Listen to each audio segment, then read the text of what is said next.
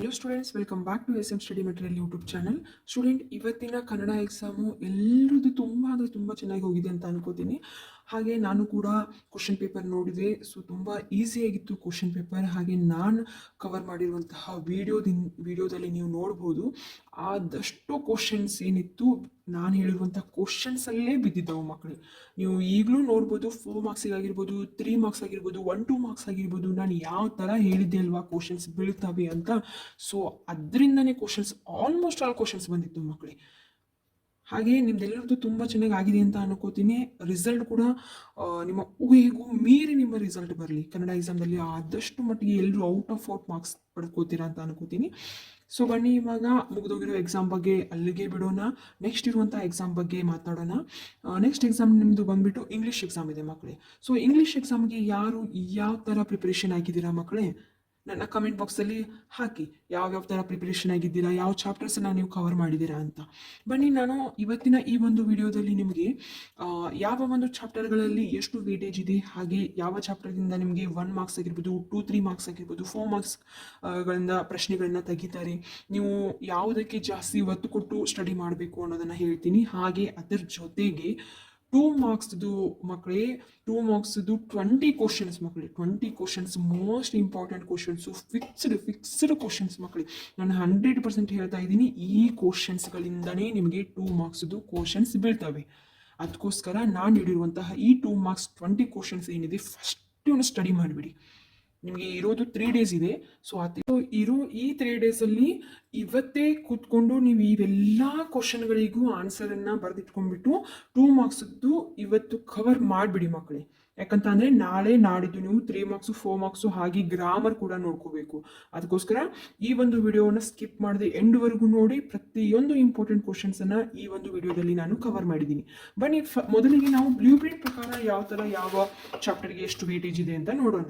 ಮೊದಲನೇ chapter Romeo and Juliet ಅಲ್ಲಿ ನಿಮಗೆ 3 ಮಾರ್ಕ್ಸ್ ಇದೆ ಮಕ್ಕಳೇ. ಆ 3 ಮಾರ್ಕ್ಸಿಗೆ 1 ಮಾರ್ಕ್ಗೆ 1 ಕ್ವಶನ್ ಬೀಳುತ್ತೆ, ಹಾಗೆ 2 ಮಾರ್ಕ್ಸ್ಗೆ 1 ಕ್ವಶನ್ ಬೀಳುತ್ತೆ. 2 DA ರಿಂದ 5 ಮಾರ್ಕ್ಸ್ ಇರುತ್ತೆ. ಅದಕ್ಕೆ 1 ಮಾರ್ಕ್ಸಲ್ಲಿ 1 ಕ್ವಶನ್, ಹಾಗೆ 4 ಮಾರ್ಕ್ಸಲ್ಲಿ 1 ಕ್ವಶನ್ ಬರುತ್ತೆ. ಸೊ ಆನ್ ಚಿಲ್ಡ್ರನ್ ಇಂದ ನಿಮಗೆ 3 ಮಾರ್ಕ್ಸ್ ಇದೆ. 1 ಮಾರ್ಕಿಗೆ 1 ಕ್ವಶನ್, 2 ಮಾರ್ಕ್ಸಿಗೆ 1 ಕ್ವಶನ್ ಬರುತ್ತೆ. Everything I need to know I learn in the forest ಇಂದ ನಿಮಗೆ 5 ಮಾರ್ಕ್ಸ್ ಇರುತ್ತೆ ಮಕ್ಕಳೇ.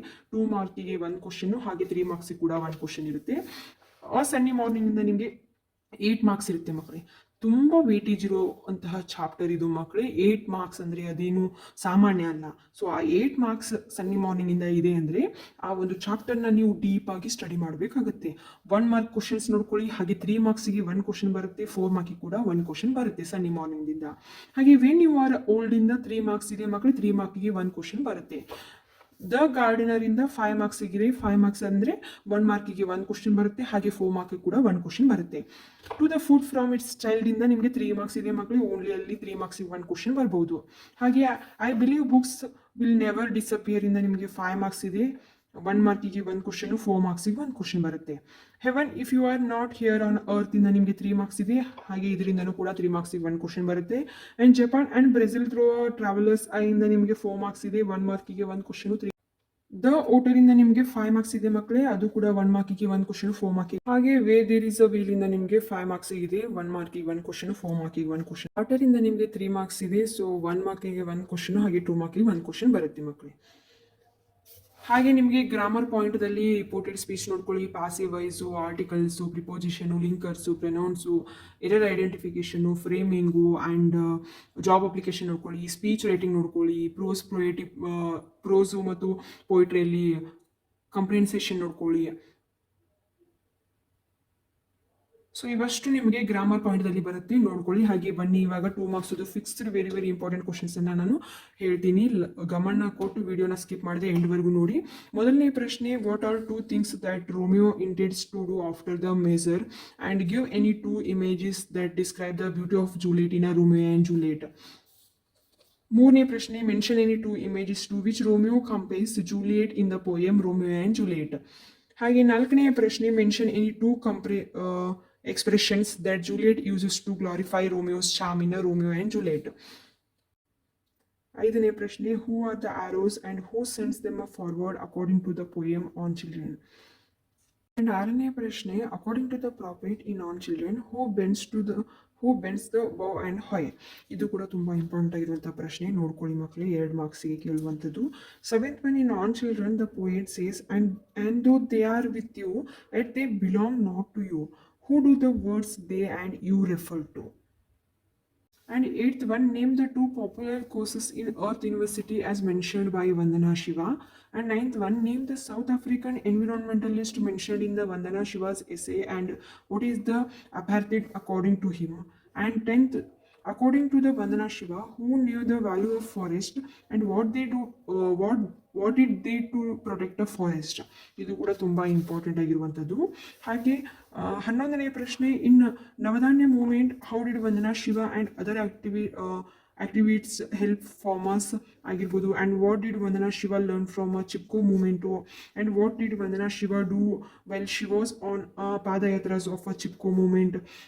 ಇವೆರಡೂ ಪ್ರಶ್ನೆ ಏನಿದೆ ಮಕ್ಕಳೇ, 2 ಮಾರ್ಕ್ಸಿಗೆ ನಿಮಗೆ ಫಿಕ್ಸ್ ಕೇಳುವಂತಹ ಕ್ವಶನ್ಸ್ ಇವು. ಇವಾಗಲೇ ಹೇಳ್ತಾ ಇದ್ದೀನಿ, ಕ್ವಶನನ್ನು ಬರೆದ್ಬಿಟ್ಟು ಅದಕ್ಕೆ ಆನ್ಸರನ್ನು ಪ್ರಿಪೇರ್ ಆಗಿ.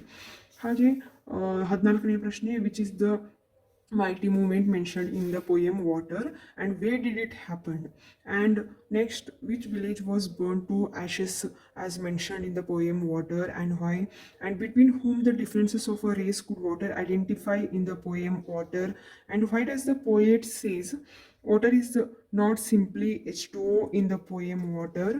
And 18ನೇ ಪ್ರಶ್ನೆ, where does the water sit innocently in the poem Water and where does it dance into.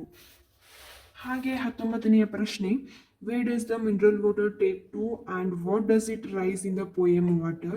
and last question ಬಂದ್ಬಿಟ್ಟು, ಹೂ ಅಪೋಸಿಟ್ ದ ಕಮ್ಮಾಲ್ ಲ್ಯಾಂಡ್ ಲಾರ್ಡ್ಸ್. ನೋಡಿ ಮಕ್ಕಳೇ, ಇದಷ್ಟೇ, ಓನ್ಲಿ 20 ಕ್ವಶನ್ಸ್, ಓನ್ಲಿ 20 ಕ್ವಶನ್ಸ್ ಮಾಡಿ 2 ಮಾರ್ಕ್ಸಿಗೆ ಫಿಕ್ಸ್ಡ್ ಕ್ವಶನ್ಸ್ ಇವು. 20 questions ಏನಿದೆ very important, ಹಾಗೆ fixed questions ಇವು. ನಾನು ಇದ್ರದ್ದು ಕ್ವಶನ್ ಎಲ್ಲವನ್ನು ನಾನು ನನ್ನ ಡಿಸ್ಕ್ರಿಪ್ಷನ್ ಬಾಕ್ಸಲ್ಲಿ PDF ಲಿಂಕನ್ನು ನೀಡಿರ್ತೀನಿ. ಸೊ ನೋಡ್ಕೊಳ್ಳಿ, ಇವಷ್ಟು ಕ್ವಶನ್ಗಳನ್ನು ಬರೆದ್ಬಿಟ್ಟು ಇವತ್ತೇ ಆನ್ಸರನ್ನು ಅದಕ್ಕೆ ನೋಡ್ಕೊಳ್ಳಿ, ಪ್ರಿಪೇರ್ ಆಗಿ 2 ಮಾರ್ಕ್ಸ್ದು. ಹಾಗೆ ನಮ್ಮ ಮುಂದಿನ ವಿಡಿಯೋದಲ್ಲಿ ನಾನು 3 ಮಾರ್ಕ್ಸ್ ಹಾಗೂ 4 ಮಾರ್ಕ್ಸ್ದು ಫಿಕ್ಸ್ಡ್ ಕ್ವಶನ್ಸನ್ನು ತೊಗೊಂಬರ್ತೀನಿ. ತುಂಬ ಏನಿಲ್ಲ ಮಕ್ಕಳೇ, ಓನ್ಲಿ 20 ಕ್ವಶನ್ಸ್ ಇದೆ. ತುಂಬ ಚೆನ್ನಾಗಿ ಪ್ರಿಪೇರ್ ಆಗಿ, ಹಾಗೆ ಈ 20 ಕ್ವಶನ್ಸಲ್ಲಿ ನಿಮ್ಮ 2 ಮಾರ್ಕ್ಸ್ ಕ್ವಶನ್ಸ್ ಇದೆ, ಅದು ಮಾತ್ರ ತಿಳ್ಕೊಳ್ಳಿ. ಓಕೆ, ಈ ವಿಡಿಯೋ ನಿಮಗೆ ಇಷ್ಟ ಆಗಿದ್ದರೆ ವಿಡಿಯೋನ ಲೈಕ್ ಮಾಡಿ, ಶೇರ್ ಮಾಡಿ, ಕಮೆಂಟ್ ಮಾಡಿ, ಹಾಗೆ ಚಾನಲ್ನ ಸಬ್ಸ್ಕ್ರೈಬ್ ಮಾಡ್ಕೊಳ್ಳಿ. Thank you.